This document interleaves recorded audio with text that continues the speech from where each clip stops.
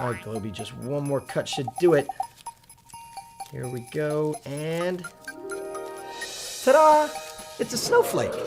Snowflakes are a beautiful part of our world, and they're also very fascinating.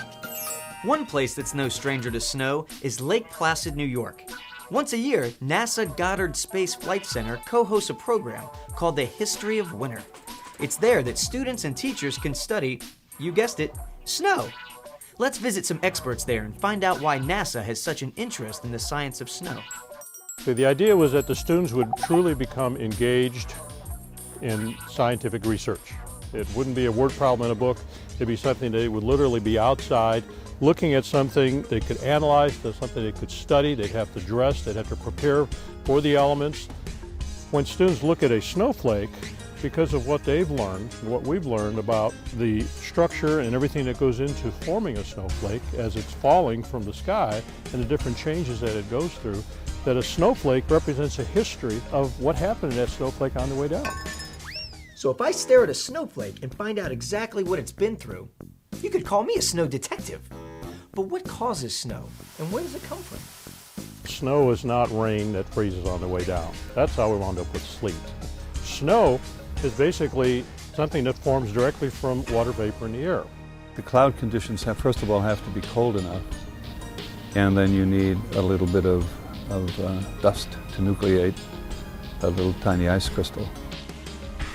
Then as those snowflakes fall, as they pass through different layers of temperature and different percentages of humidity, and as the wind blows them around and as they bump into other snowflakes on their way down, all of those factors go into the actual shape.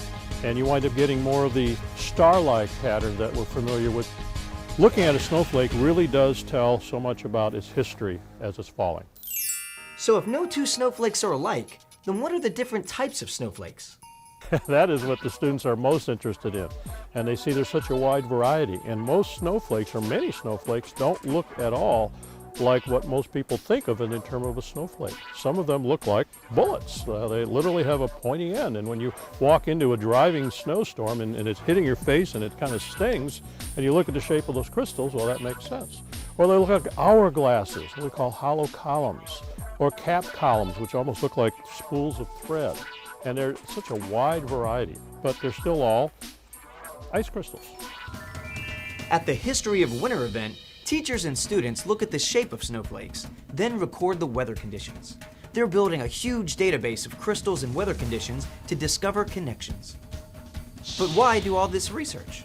As much as we've learned about the Earth system itself and what a complex system it is, the more we've realized that there's so much we don't know.